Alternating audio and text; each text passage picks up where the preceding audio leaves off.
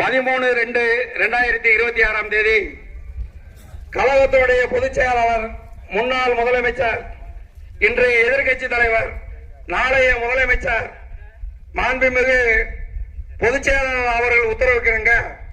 விருதுநகர் கிழக்கு மாவட்டத்தினுடைய மாவட்ட கழகத்துடைய செயலாளர் அண்ணன் RK ரவிச்சந்திரன் அவர்கள் வழிகாட்டுதலின் பேரில் இன்று தமிழக அரசால் 100 நாள் வேலை திட்டத்தில் நடக்கக்கூடிய ஊழல்களை மறைத்து தமிழக அரசு பொதுமக்களிடம் தவறான பிரச்சாரத்தை செய்கிறது என்பதற்கு கண்டித்து நரிக்குடி ஒன்றிய அலுவலகம் முன்பு நரிக்குடி கிழக்கு மேற்கு அம்மா மக்கள் முன்னேற்ற கழகத்தினுடைய கிழக்கு மேற்கு ஒன்றியம், பிஜேபியினுடைய வடக்கு மேற்கு ஒன்றிய கழகத்தின் சார்பாக அனைத்து எதிர்கட்சிகளின் சார்பாக இன்று நடக்கும் கண்டன ஆர்ப்பாட்டத்திற்கு தலைமையேற்று வருகின்றிருக்கும் முன்னாள் சட்டமன்ற உறுப்பினர் அக்கா VG மணிமேகலை அவர்களே,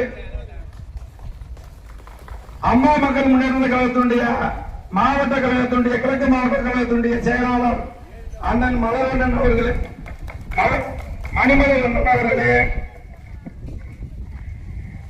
பிஜேபியினுடைய திருச்சி சட்டமன்ற பொறுப்பாளர் கர்னல் PP பாண்டியன் அவர்களே, அண்ணா தொழிற்சங்கத்தினுடைய மாநில போக்குவரத்தினுடைய துணை செயலாளர் மச்சான் PV வீரேசன் அவர்களே, முன்னாள் ஒன்றிய கழகத்தினுடைய செயலாளர், எங்களை போன்ற புது ஒன்றியங்களுக்கு அண்ணன் மேற்கு ஒன்றியத்திற்கும் கிழக்கு ஒன்றியத்திற்கும் வழிகாட்டியாக இருந்து செயல்படக்கூடிய அண்ணன் அம்பலம் அவர்களே,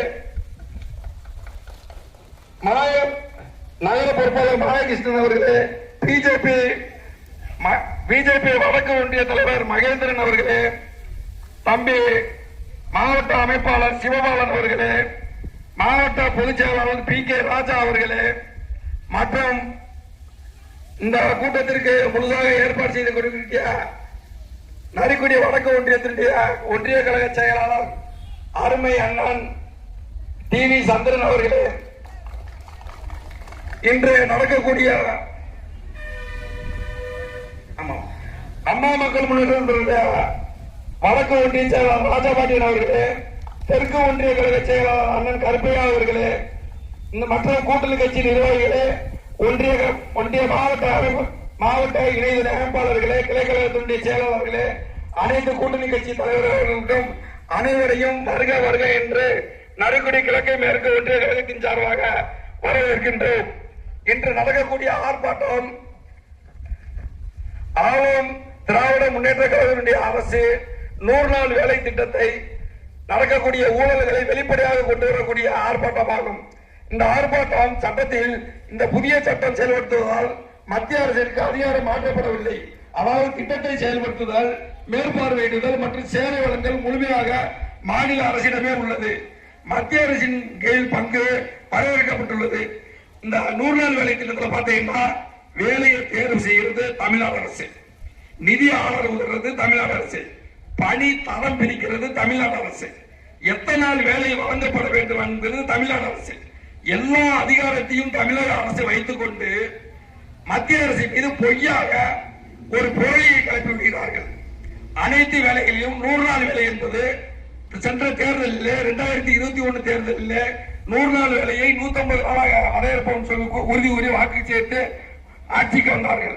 இதுவரை 150 நாள் வேலை யாருக்கும் கொடுப்பது கிடையாது. எல்லாமே அவங்க இந்த தேர்தல் தலைமையில இருக்கிறதுனால எல்லா பெண்களுக்கும் வேலை கொடுக்கணுங்கிறதுனால ஒரு பெண்களுக்கு 20 நாள் 25 நாள், ஆண்டுக்கே 20 நாள் 25 நாள் தான் வேலை கொடுக்குறாங்க. முழுசா யாருக்கும் வேலை கொடுக்கறது கிடையாது. கடந்த அதிமுக ஆட்சியில 100 நாள் வேலை என்பது 100 நாள் ஒரு பெண்கள் வேலை பார்த்தாங்க. அதே மாதிரி வேலை பார்த்த பெண்கள் அன்றைய இறுதி வாரத்திலேயே ஊதியம் கொடுத்தாங்க. இப்ப அப்படியே ஊதியம் கொடுப்பது கிடையாது. இப்போது ஊதியம் சென்ற மாதம் வேலை பார்த்தா அடுத்த மாதம் தான் ஊதியம் தர்றாங்க. இந்த மாதிரி பல மோசடிகளை செய்து மக்கள் மத்தியில் பொய்யாக வாக்குறுதி கொடுத்து திடீர்னு ஒரு அறிவிப்பு போடுறாங்க. இந்த மாதிரி தமிழ்நாட்டில் அதிமுக ஆட்சி வந்தா 100 வேலையை நிப்பாட்டிடுவாங்க அப்படின்னு உத்தரவாதம் கொடுக்குறாங்க.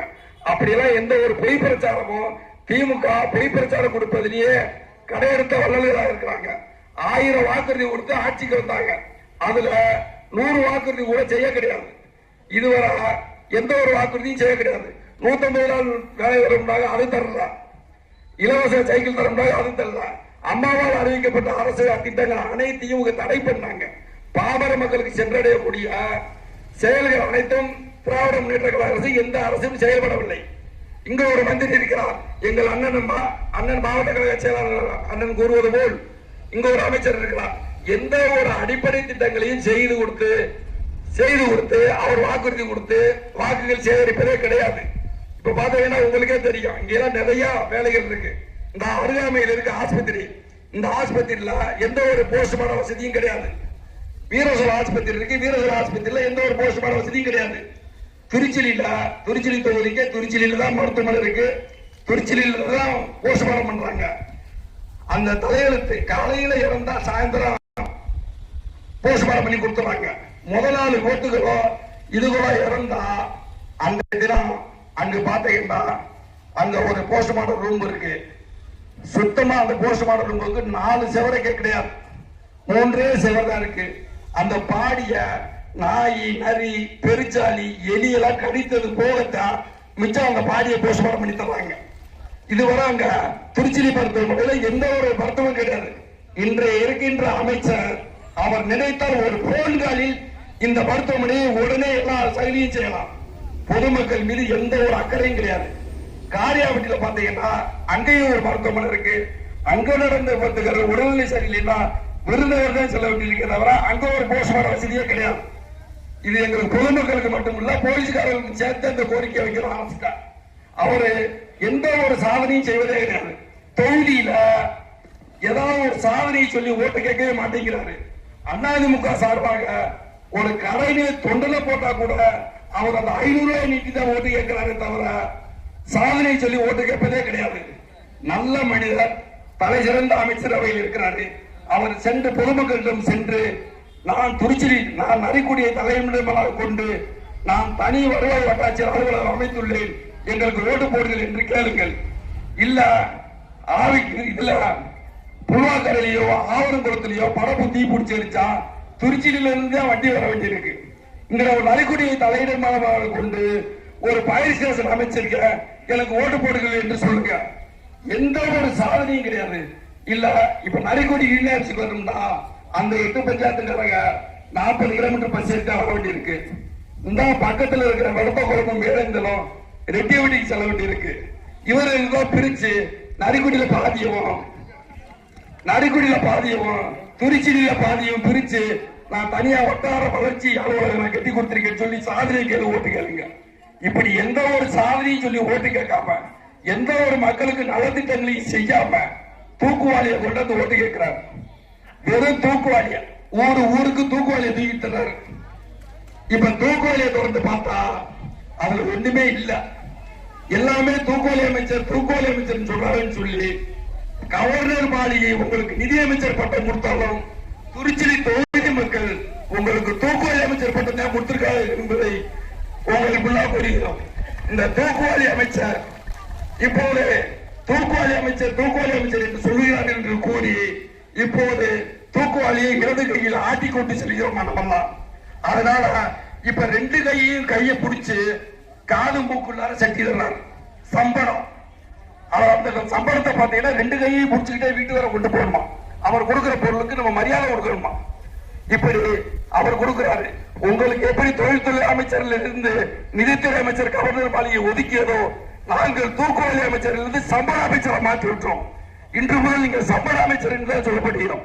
அதனால் நீங்கள் இந்த சம்பளத்தை தொடர்ந்து பார்க்கும் போது அதில் ஒன்றும் எப்படி இல்லையோ அதே போல் 2026 தேர்தலிலே வாக்கு பெட்டியை திறந்து பார்க்கும் போது உங்களுக்கு அந்த பெட்டியிலே ஓட்டுகள் இராது என்பதை நாங்கள் இந்த கூட்டத்தின் வாயிலாக உங்களுக்கு தெரிவித்துக் கொள்கிறோம். ஆனால் அதிமுகவை ஆட்சி வந்தால் தான் பாமர மக்களுக்கும் பொதுமக்களுக்கும் 100 நாள் வேலை திட்டத்திலும் எல்லா சலுகையும் கிடைக்கும் என்பதை